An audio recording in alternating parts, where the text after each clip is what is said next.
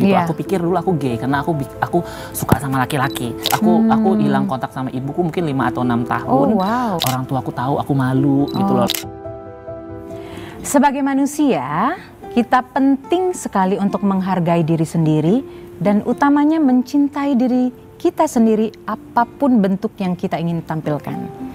Episode kali ini kita akan berbicara tentang transpuan. Hai Anggut. Hai Mbak Nova. Kamu cantik sekali. Makasih. I love your hair. Iya, karena dibikin lama banget tadi 1 jam. Persiapan ya. Harus. You look lovely. Makasih. Kalau kita berbicara tentang transpuan, mungkin banyak penonton yang belum tahu. Bisa kamu ceritakan sedikit? Transpuan itu singkatan dari transgender perempuan. Dulu namanya mungkin disebut orang waria.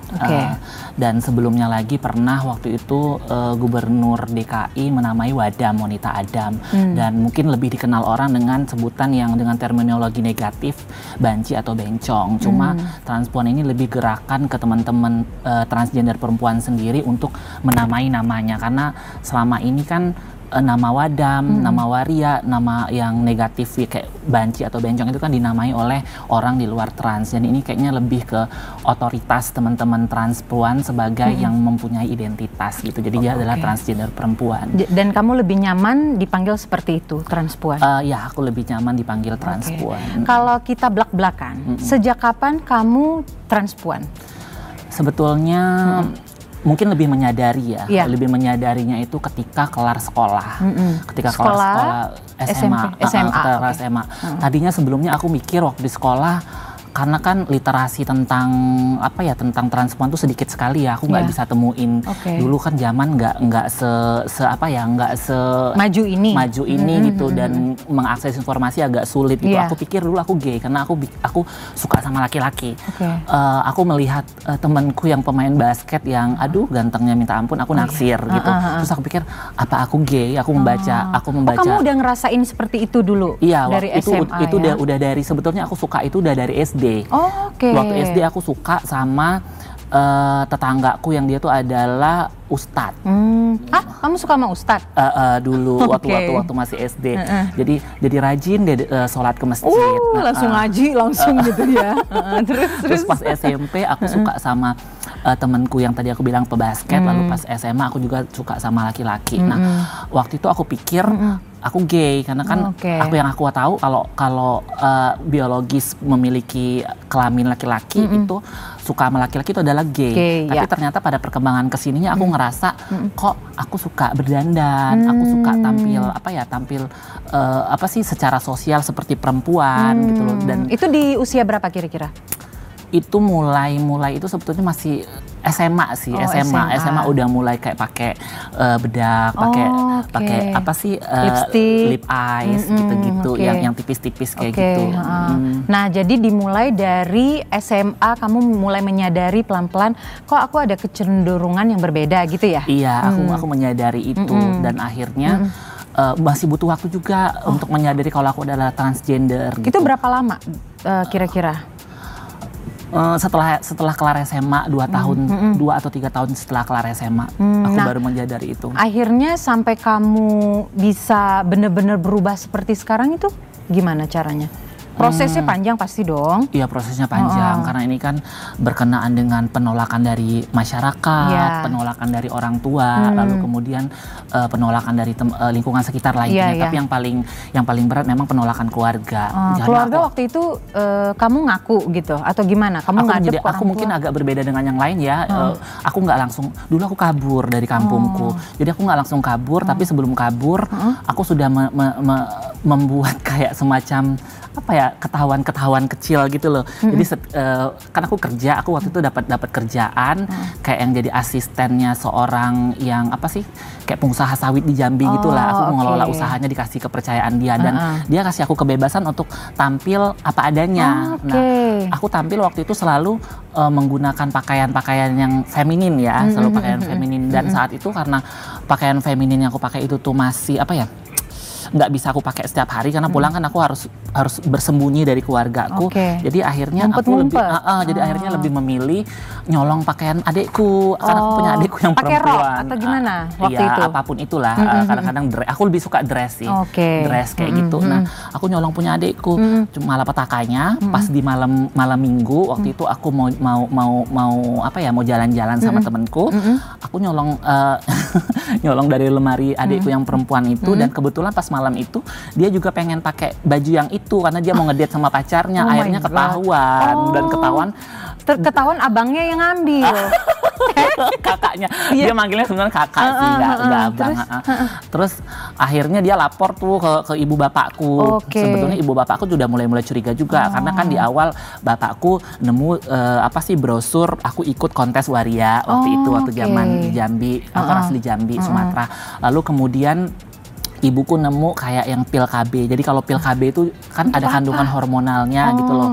Biasa kan dulu kan belum punya duit, jadi belum punya cukup uang, jadi belum bisa terapi hormonal kayak gitu ya. Jadi minumnya dari KB yang murah yang biasa diminum nyokap. Jadi dia emak-emak KB kayak gitu. Terus supaya apa sih maksudnya?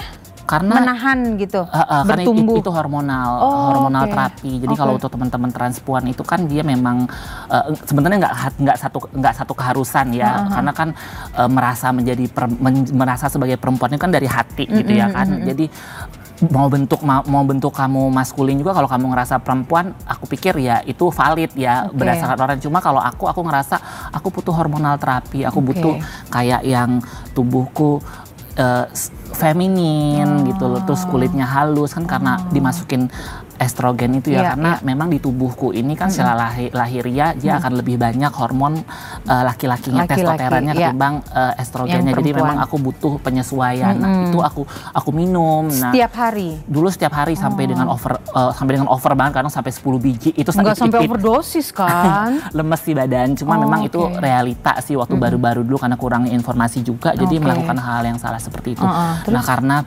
nyokap bokap sebetulnya, ibu bapak sebenarnya udah tahu, lihat itu, ditambah lagi adikku ngelapor itu, mereka datang dong ke tempat kerjaan aku, dan aku lagi sama temanku lagi sibuk dan lagi pakaian feminin. Iya, lagi pakai pakaian bapakku. Terus bapakku kayak yang nggak bisa marah aja, ngeliat aja, terus akunya kayak nggak berani nemuin, tapi dia pulang. Terus akhirnya aku sampai yang galau banget berhari-hari, aduh gimana ya mau pulang. Akhirnya dengan aku pikir ini sebuah masalah dengan keluarga yang menurut aku kalau aku kabur itu kayak nggak menyelesaikan masalah, aku harus aku harus hadapi. Pas aku hadapi ternyata bapakku kok dia antara marah antara enggak gitu loh. Terus akhirnya memang aku pikir karena ini masih ganjilan di hatiku, aku menyedangkan diri sih ke keluarga aku. Kamu yang justru bawa diri sendiri gitu. Jadi aku bilang bahwa ibu, bapak, aku manggilnya emak sama bapak ya gitu kan karena di kampung. Aku bilang memang sudah harus nggak usah dengerin omongan tetangga, terus omongan keluarga yang melihat aku berpakaian perempuan, tampil layaknya feminin seperti perempuan, itu benar adanya. Jadi nggak usah dirisaukan, jangan takut hal-hal negatif akan melanda aku akan tetap aku akan tetap bisa berbuat sesuatu yang positif. Jadi justru kamu menguatkan orang tua kamu gitu ya pada saat itu. Dan di saat itu yang menariknya ada proses diskusi gitu loh. Kayak kita kayak kompromi. Bapakku bilang, it's okay kalau kamu berpenampilan seperti feminin gitu, nggak seperti laki-laki pada umumnya gitu, nggak apa-apa. Tapi please jangan pakai baju perempuan gitu loh. Terus bla bla segala macam. Tapi ibu ya, gimana? Kalau ibu kayaknya lebih lembut ya, lebih kayak yang nerima, lebih kayak diem aja gitu. Nangis terus ngomong enggak nangis. Terus hari demi hari mereka udah terbiasa. Lalu kemudian aku udah pelan-pelan tuh kalau beli pakaian yang feminin. Itu yang paling menyentuh hatiku ketika satu hari aku pulang kerja. Biasa kalau pulang kerja kan aku di mes tuh di rumah bos aku. Aku bawa tumpukan baju. Terus tiba-tiba bapakku ini kan orangnya secara alamiah tuh mau bertukar peran sama ibu gitu ya. Jadi kerjaan domestik bapakku juga kerjain kan secara alamiah. Dia nggak ngerti dengan hal-hal kayak begitu, tapi mereka lakukan. Nah, tiba-tiba aku lihat dia udah jemur rokku gitu loh. Jadi aku pikir baju kotorku itu tuh dicuciin sama dia, terus dia ngejemur-jemur tuh ada rok, ada baju-baju yang aku biasa aku pakai diem-diem gitu. Baju aku pikir perempuan, ini kayaknya dia sebetulnya nerima aku, tapi mungkin ada ketakutan ya omongan tetangga. Lalu kemudian kan image transgender waria ini tuh kan buruk sekali ya, image-nya selalu dilekatkan dengan pekerja seks jalanan, lalu kemudian pelaku kriminal, meskipun pada akhirnya kan pekerja seks itu ada pekerjaan ya, kalau orangnya memilih itu sebagai sudah menjadi pekerjaan dia, kalau dia memilih secara sadar ya udah nggak apa-apa. Cuma kan masalahnya untuk konteks ini kan di Indonesia pekerja seks di jalan itu kan riskan banget dengan kekerasan gitu ya Mbak Nova ya. Jadi ibu, emak sama bapak waktu itu nerima ya pada akhirnya? Waktu itu ya pada akhirnya nerima, cuma sayangnya aku kayak masih kayak ada beban untuk bebas berekspresi, jadi aku kabur dulu Mbak Nova. Kenapa kabur? Kan orang tua udah nggak apa-apa. Ya aku kayak ngerasa, aduh mungkin aku memang harus menghindar dari keluargaku gitu loh. Aku masih sempat ngerasa aku kayaknya aib keluarga, kasihan keluarga aku ngomongin, aku kayaknya mau ngerantau deh, adu nasib gitu loh, udah adu nasib. Kebetulan ada temenku, karena kalau temenku ini tuh dia mahasiswa di Bandung, tapi dia di Bandung dia malam dia dandan seperti perempuan, dia prostitusi di jalanan. Nah, dia telepon aku, Anggun udah deh ngapain lu di Jambi, mending kesini aja deh. Gue sih kalau semalam kalau mangkal bisa dapat berapa juta gitu kan, lumayan banget. Terus otak bisnis gue jalan dong gitu kan. Karena dalam kondisi gue yang kayak gitu, gue nggak bisa dapat pekerjaan yang benar-benar baik gitu loh. Normal gitu ya. Gitu loh. Aku nggak suka salon. Aku juga nggak suka yang fashionan gitu. Meskipun aku suka dress well, suka dandan cantik, tapi aku nggak di bidang itu. Aku suka yang kerja kayak biasa aja, tapi itu kan ruang kerjanya terbatas banget. Jadinya aku pikir, aku kayaknya mau bangun usaha, tapi uang nggak ada. Kayaknya aku mau prostitusi di jalanan di Bandung. Akhirnya? Aku prostitusi. Serius? Berapa lama? Kayaknya 2 tahun atau 3 tahun gitu deh. Aku kabur 2009, lalu aku prostitusi, 2 tahun di Bandung di spesifik loh alamatnya. Gitu. Sekarang mungkin masih ada, sekarang mungkin masih ada kali ya. Masih ada sampai sekarang ya? Aku nggak kurang tahu, karena sekarang kan dunia sudah berubah jadi online ya. Orang-orang kan jadi pesanan order gitu. Maksudnya gimana online? Enggak, maksudku kalau sekarang kan zaman sudah bergerak online. Kayaknya teman-teman yang masih di prostitusi itu kan dia prostitusinya online ya, bisa di platform apapun. Kalau mau prostitusi nggak harus di jalan, meskipun masih ada juga pasti yang di jalan. Ketika kamu prostitusi, apa yang kamu dapatkan? Pertama uang, memang betul. Besar? Enggak, ternyata Mbak Nova. Tapi sampai 2 tahun. Ya, maksudnya gini loh, ketika seorang dari kampung kabur lalu merantau, dia tuh kan punya beban di pundaknya berat banget. Ketika balik dia akan dianggap kalah gitu loh. Iya kan? Harus membawa sesuatu gitu ke kampungnya. Aku survive, aku hilang kontak sama ibuku mungkin 5 atau 6 tahun. Aku 2 tahun ya prostitusi setiap malam, duniaku kayak kebalik-kebalik gitu. Maksudnya aku segernya malam. Jadi kalau sudah mulai pagi sarapan, aku udah mulai tidur, nanti bangunnya sore lagi, begitu terus. Selama 2 tahun? Selama 2 tahun di Bandung. Aku nggak ngerasain wisata kemana-mana, jadi ya wisataku pro rekreasiku adalah di jalanan. Dan ternyata memang di jalanan itu tuh karena yang datang ke situ tuh kan orang-orang yang memang mencari sosok trans waria gitu ya, trans perempuan. Dan rata-rata, aku belum pernah lihat soalnya, apakah yang datang ke sana pure laki-laki? Iya, laki-laki. Dan biasanya profesinya?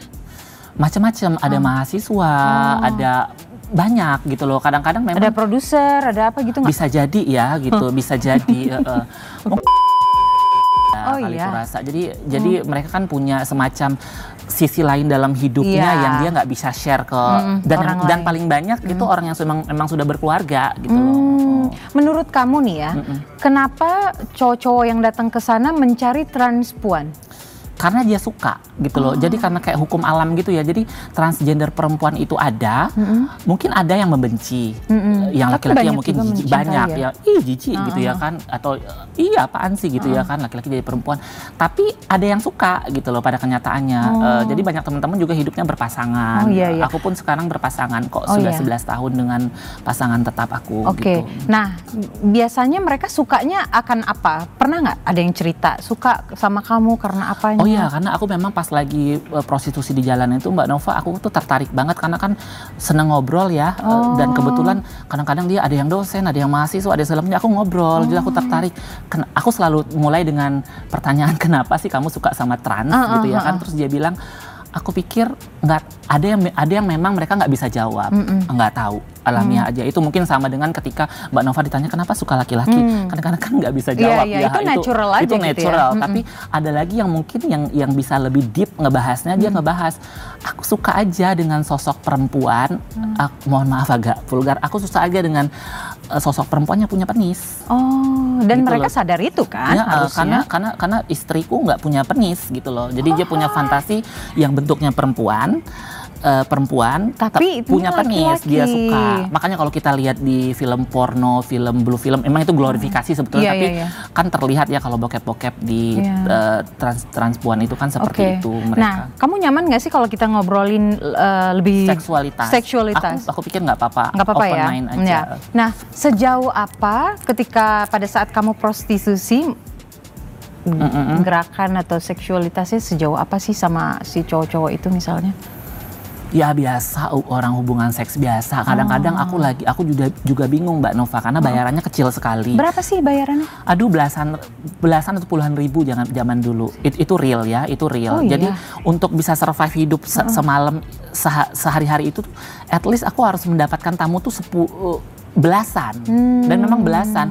Jadi kayak hidup gue kayak template gitu loh. Mainnya di belakang pohon, di dalam selokan, di depan di terus jadi kayak template, aku jadi kayak kuli seksualitas aja gitu loh maksud gue. Jadi kayak turun sudah penglaris Mbak, belum, sepi banget. Biasa kita bohong-bohong kan biar tamu ngerasa kita masih seger gitu kan. Terus buka resleting, selesai, jeblok kan dikondomin dulu kan, walaupun oral pakai kondom. Iya dong. Terus buang ke tempat sampah. Udah, jadi aku nggak ngerasain. Begitu aja? Iya, nggak ngerasain apa-apa. Uangnya dulu ambil, terus berdiri depan, ada yang lewat lagi, masuk lagi. Ibaratnya gitu. Oh my masuk God. masuk next gitu loh. Bisa belasan. Oh iya. Dan itu capek banget sih. Ya lelah ya? Lelah banget. Misalnya kamu udah sampai di titik sekarang ya. Ketika kamu flashback ke zaman dulu, apa yang terbersit di benak kamu gitu? Aku pikir ada kesedihan atau kegalauan sih, atau kemarahan gitu? Kalau zaman aku nggak sih, aku orang yang legowo, enggak juga. Aku pikir semua orang itu journey ya, itu pengalaman hidup orang gitu loh. Dan aku banyak belajar dari jalanan itu tadi. Aku bertemu dengan banyak banget karakter yang bisa aku ajak ngobrol gitu loh. Terus aku jadi paham bahwa manusia itu sangat beragam banget. Seksualitas itu ternyata sebegitu cairnya gitu loh. Terus juga berbicara tentang apa sih, merefleksi diri tentang konsep hubungan manusia pada umumnya gitu loh, bahwa aku selalu sounding sebetulnya dalam hubungan berelasi, baik itu pacaran atau menikah, harusnya kita saling terbuka ya sama pasangan gitu loh, bukan yang tiba-tiba ya itu yang nggak terbuka. Karena kan mayoritas mereka mencari di luar itu karena dia nggak terbuka, dia punya fantasi seksual tapi istri dia ketakutan menyampaikan ke pasangannya, takutnya nanti dibilang nggak normal, nggak bener. Kok kamu minta aku diikat-ikat kayak anjing sih gitu loh? Kok kamu minta make apa-apa segala macam sih gitu kan? Jadi akhirnya dia cari yang lain di luar yang sana. Yang bisa menyanggupi. Meskipun gitu itu balik lagi ke karakter masing-masing ya. Ada juga orang yang really open mind gitu, ngomong sama pasangannya tapi tetap aja cari yang di luar gitu. Nah, terus dari dulu kamu udah sefeminim ini? Udah begini gayanya? Iya, udah kayaknya kamu lebih perempuan daripada aku deh. Beneran, soalnya dari memang udah santun begitu gitu ya? Iya, mungkin bahasanya ya, mungkin kebawa juga namanya Anggun kan. Jadi orangnya harus anggun. Tapi dari gitu. kecil namanya Anggun? Enggak, nama aku nggak prefer nggak sebut. Tapi sebetulnya nama Anggun Pradesa itu sudah jadi nama sahku. Aku udah sidangkan di Pengadilan Negeri Jakarta Pusat 5 tahun yang lalu. Kamu juga pernah bikin film dokumenter? Aku bikin film dokumenter di 2015. Jadi dokumenter aku itu awalnya temanku sih, aku punya teman namanya Ricky, dia gay, openly gay gitu. Terus dia ngajak aku masukin project film dokumenter ke Technia Dinata. Waktu itu Kalina Shira Film. Dia punya project memang mencari bakat-bakat baru di bidang perfilman yang awam. Kami masukin waktu itu. Nah, masukin akhirnya lolos. Diundang ikut workshop, lalu pas sudah workshop dimatangkan lagi ide-idenya dan akhirnya kepilih dari sekian banyak tuh 5 yang diproduksi. Nah, aku waktu itu bikin cerita tentang emak dari Jambi sih, tentang ibuku. Jadi bagaimana kesan pertama ibuku setelah sekian lama kabur dari Jakarta. Jadi tuh merekam perjalanan pertama ibuku ketemu aku lagi setelah aku kabur gitu di Jakarta. Dan kan dokumenter kan kita nggak bisa setting ya, dan tiba-tiba ibuku aja. Aduh seneng banget bisa ketemu ibuku lagi gitu. Setelah berapa tahun gak ketemu? 7 tahun waktu itu, di 2015 ketemu. Jadi film itu tuh punya punya kenangan yang luar biasa dan punya impact yang luar biasa buat aku, karena film itu merekam bagaimana aku rekonsiliasi dengan keluarga aku kembali setelah sekian lama kita konflik, kita bukan konflik, aku kabur gitu loh. Dan akhirnya kita terbuka, dan sampai sekarang pelan-pelan keluarga aku support aku gitu loh. Mereka support aku banget deh, adikku. Kamu ngedirect di situ? Iya, aku ngedirect sama temenku. Berapa menit durasinya? 38 menit. Bisa ditonton di mana sih? Sebetulnya mungkin nanti aku bisa share link kali ya, karena belum ditaruh di platform manapun gitu. Karena berkenaan dengan ini ya, itu kan produksinya Karya Nasyira Film, dan kami tidak berniat menaruhnya di YouTube memang. Jadi untuk kebutuhan pribadi? Kebutuhan festival, lalu kebutuhan pernah masuk festival, dan dia pernah menang dua penghargaan di Thailand sama di Malaysia 2016. Iya. Judulnya apa? Iya, sama Emak dari Jambi itu. Emak dari Jambi memenangkan 2 award festival. Iya, betul. Oh wow, di Thailand dan di Malaysia. Sebetulnya sama aja kayak manusia pada umumnya ya. Aku sendiri secara pribadi sebagai transpuan juga nggak mau diperlakukan berlebihan. Juga aku pengen diperlakukan seperti normalnya aja gitu loh. Orang kan kadang-kadang transpuan harus dikatakan kelompok yang jumlahnya mungkin lebih sedikit daripada perempuan gitu loh. Nah, kayaknya tuh kelompok yang lebih sedikit mari kita sebut minoritas. Nah, ketika minoritas kan selalu setitik yang berbuat salah rusak susu sebelang, begitu kan. Padahal sebetulnya orang-orang awam yang selalu aku bilang ketika aku jadi pembicara di kampus atau dimanapun, kita harus bisa membedakan antara identitas dan perilaku gitu loh. Transgender adalah identitas, kriminal itu adalah perilaku. Bahwa ketika ada transgender nyopet, transgender mungkin melakukan tindakan kriminal apapun itu murni adalah perilaku dia sebagai manusia yang bisa juga dimiliki laki-laki dan perempuan gitu loh. Iya kan? Jadi kalau dalam kerangka kayak gitu ngajak orang ngelihatnya itu kan, dan orang bisa pahami kan enak banget. Jadi nggak ada lagi stigma, nggak ada muncul lagi diskriminasi, karena terlalu banyak kesalahpahaman di masyarakat yang maksudku makin hari makin berkembang dan terus lestari gitu loh. Oleh sebab itu aku butuh nyampein ke orang-orang bahwa itu tadi harus bisa bedain antara identitas dan perilaku gitu loh. Nah, kalau misalnya kamu sebagai seorang transpuan, apa yang kamu lakukan? Sering nggak sih kamu mengisi acara? Karena kan nggak semua orang tuh yang publik ya paham gitu soal itu.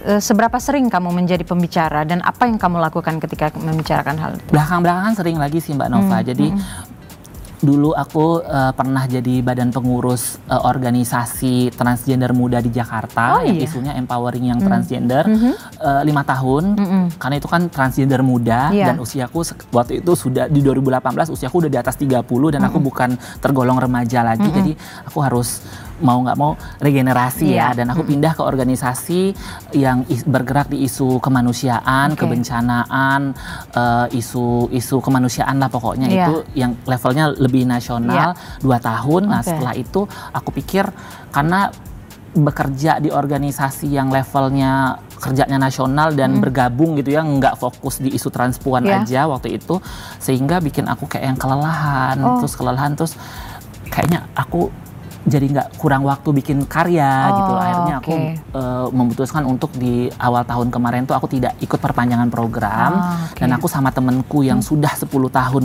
berorganisasi juga, dia dari organisasi Malang, ada organisasi yang lain segala macam, kita ngumpul, kita bikin organisasi namanya Intan Inklusi Trans Perempuan, dan sekarang lagi running, sudah legalitas sih, lagi running, dan ya kami fokus isunya di inklusivitas teman-teman transgender perempuan untuk Indonesia sih sebetulnya. Apa yang kalian ingin bela atau ingin approach untuk transpuan? Kesetaraan sih sebetulnya. Itu satu kata yang menurut aku luar biasa banget ya, ketika orang mampu memperlakukan manusia lain dengan setara, udah selesai gitu loh. Esensinya banyak ya, setara ketika dia melihat transgender sama manusia lain, dia dalam konsep setara, oh aku nggak boleh melakukan kekerasan sama transgender, loh aku nggak boleh, walaupun dalam value kan kita nggak bisa ngelarang orang untuk suka atau tidak sama kita ya Mbak ya. Mungkin ada juga orang yang fobia, ya kalau menurut aku sih ya silakan kalau fobia, tapi jangan tunjukin gitu, jangan sampai fobia itu bikin si individu trans ini tuh kehilangan hak-haknya sebagai manusia gitu loh. Memanusiakan manusia. Iya itu sih, sesimpel itu sih sebetulnya. Pernah nggak mengalami kekerasan? Pernah di Bandung.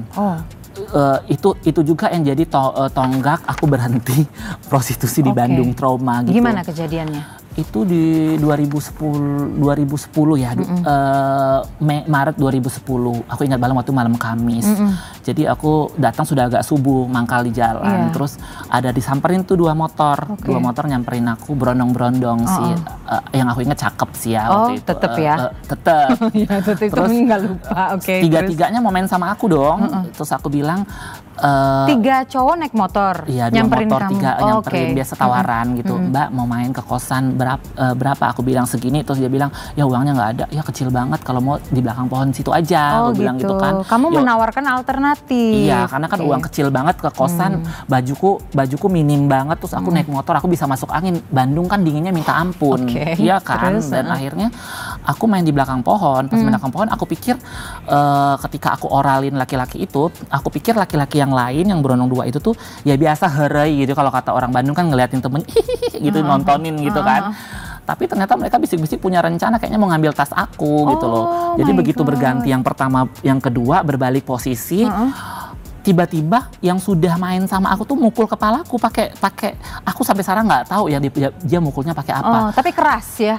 Kepalaku pecah 18 jahitan, Mbak Nova. Way. Serius? Iya, terus karena aku emosi banget dia udah lakuin itu, apalagi dia orang yang sudah aku servis gitu kan. Jadi dia mau ngambil tas aku, dalam hati gue enak aja lo ngambil tas gue, nanti handphone gue, uang hasil kerja gue semalaman lo ambil.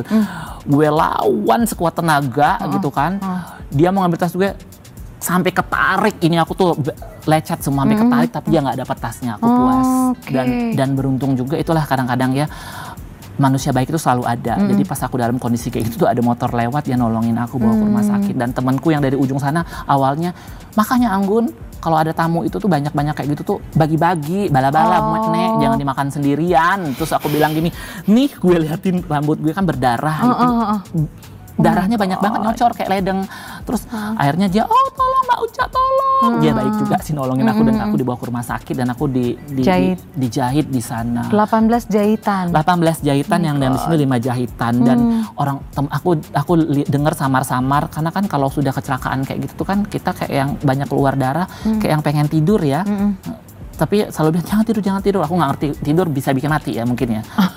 Mungkin dibius nggak kamu pada saat itu? Waktu perjalanan ke rumah sakitnya. Jadi gitu. Jadi supaya kamu tetap sadar gitu maksudnya selama perjalanan. Terus kamu nggak lapor? Nah itulah yang aku sesalkan sampai sekarang ini, karena saat itu kan aku belum bergabung di organisasi ya Mbak Nova ya. Jadi aku pikir nanti aku ribet gitu loh, lapor-lapor nanti orang tua aku tahu, aku malu gitu loh. Lalu kemudian belum lagi nanti kayaknya urusannya ribet gitu. Aku pikir ditawarin sih sama orang rumah sakitnya, Mbak ini mau dilaporin nggak? Aku bilang nggak usah deh gitu. Yang penting aku sehat aja. Nyesel pada saat itu? Iya, karena belum terkapasitasi masalah yang gitu-gituan sih. Nah sekarang kamu ikut NGO? Iya di LSM yang tadi yang aku sebut. Namanya apa tadi? Kalau sekarang Intan, Inklusi Trans Perempuan. Ada berapa member di situ?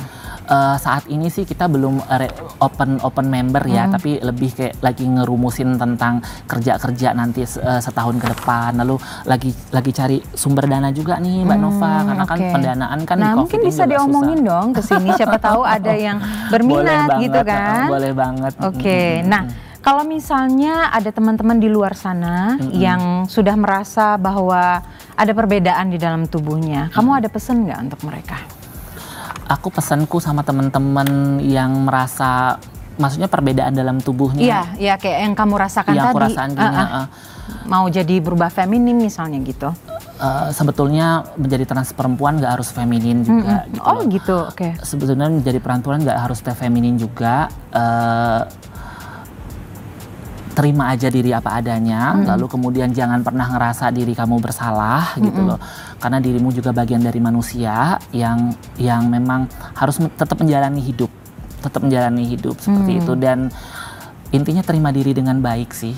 Mencintai diri sendiri dengan baik, lalu banyak-banyak bertemu dengan komunitas, karena sekarang kan bisa diakses di platform media manapun. Carilah support system, lalu perjuangkan penerimaan keluarga. Kalau keluarga masih belum menerima atau riskan sekali ketika berbicara sama ke keluarga langsung, ada baiknya mungkin atur strategi dulu pelan-pelan gitu loh. Karena mau nggak mau kita juga harus mulai hubungan baik dengan keluarga ya, karena banyak banget teman-teman yang bermasalah dengan keluarganya karena harus aku bilang, menjadi diri sendiri kadang-kadang bisa menyakiti orang kita cintai. Untuk kasus ini, iya kan, jadi itu hal yang berat. Jadi coba pendekatan ke keluarga. Kalau keluarga belum bisa terima, pelan-pelan. Tapi kalau memang saklek banget nggak bisa terima, ya udah kita cari keluarga baru. Gitu. Karena keluarga bisa kita bentuk dimanapun. Stigma yang ingin kamu hapus di masyarakat terhadap transpuan? Ya itu tadi, stigma bahwa transpuan itu identik dengan kriminal, lalu transpuan itu tuh menular, lalu transpuan itu yang negatif-negatif deh, yang nggak beralasan, itu harusnya tereduksi sih di masyarakat kita. Karena sebenarnya apapun gender yang kita pilih ya, memanusiakan manusia itu yang paling penting. Betul. Mencintai diri sendiri, menghargai diri sendiri dan sekeliling, itu yang lebih penting. Benar nggak sih? Itu penting. Betul. Terima kasih Anggun sudah datang ke sini. Mbak Nova, jadi kita punya ritual di sini. Setiap bintang tamu ataupun narasumber yang kita ajak, aku ingin fotokan, kemudian tulis di situ ya. Boleh. Apapun yang ingin kamu tulis.